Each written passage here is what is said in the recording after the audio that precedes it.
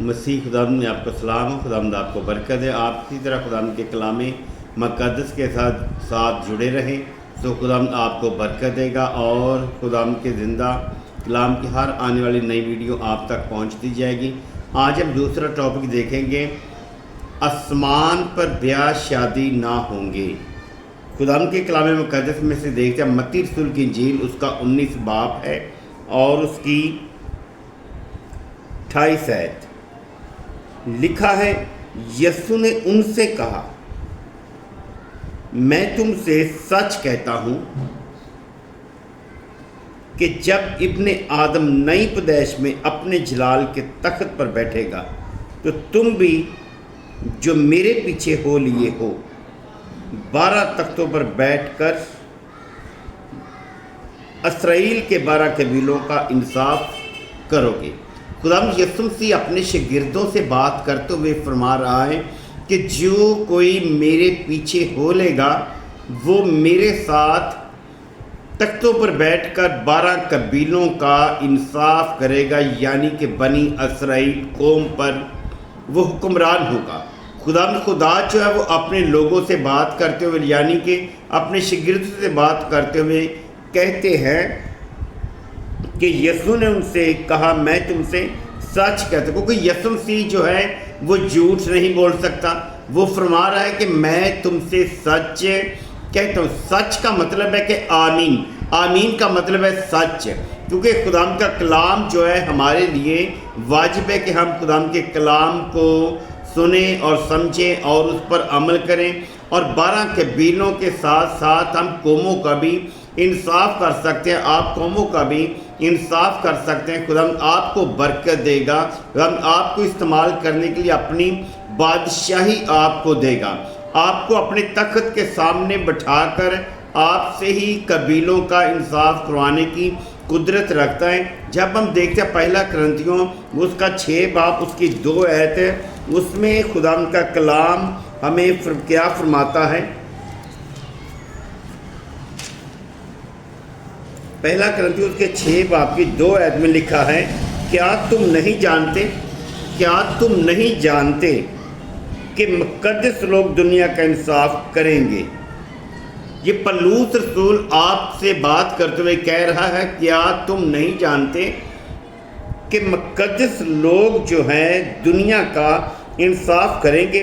پس جب تم کو دنیا کا انصاف کرنا ہے تو کیا چھوٹے سے چھوٹے جھگڑوں کے بھی فیصلے کرنے کے لائق نہیں ہو؟ فرما رہا ہے کہ جب آپ دنیا کا انصاف کرنے کے لائق ہے، چنے گئے ہیں، تو کیا آپ چھوٹے سے چھوٹے جھگڑے کا بھی انصاف نہیں کر سکتے؟ کیونکہ انصاف کرنے کے لیے ہم نے دیکھنا کہ آسمان کی بادشاہی کو حاصل کرنا ہے، کیونکہ آسمان کی بادشاہی خداوند یسوع مسیح کی طرف سے ایک میراث آپ کو ملے گی، تاکہ جب آپ خدا کے بیٹے خداوند یسوع پر ایمان رکھیں گے تو وہ آپ کو برکت دے گا۔ لوکا رسول کی انجیل اس کا 14 باب اس کی 26 آیت میں لکھا ہے، 14 باب کی 26 آیت میں لکھا ہے، اگر کوئی میرے پاس آئے، دنیا کا انصاف تو ہم نے کرنا ہے، وہ فرما رہا ہے، اگر کوئی میرے پاس آئے اور اپنے باپ اور ماں اور بیوی اور بچوں اور بھائیوں اور بہنوں بلکہ اپنی جان سے بھی دشمنی نہ کرے تو میرا شاگرد نہیں ہو سکتا۔ جب تک ہم یہ کام نہیں کریں گے، دشمنی نہیں رکھیں گے، تو اتنی دیر تک خدا کا کلام جو ہے ہمیں اجازت نہیں دے گا تختوں پر بیٹھ کر انصاف کرنے کی۔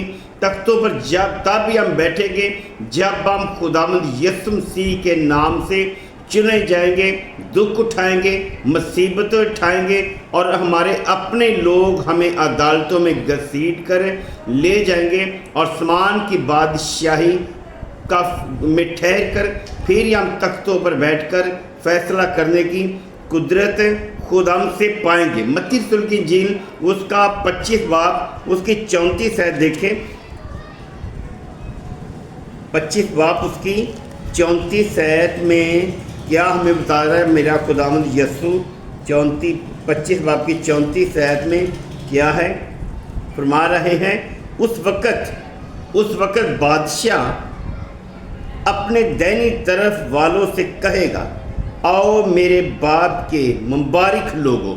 मुबारक वो लोग होंगे जो खुदावंद के नाम से सताए जाएंगे। अगर अपनों से अपने ही उनसे दुश्मनी रखेंगे तो वो कैसे मोहब्बत रखेंगे?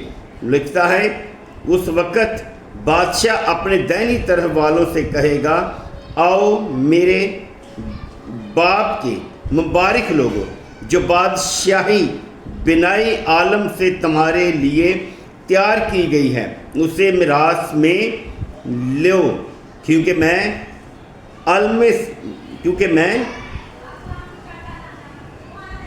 मैं भूखा था, तुमने मुझे खाना ना खिलाया, मैं प्यासा था, तुमने मुझे पानी ना पिलाया।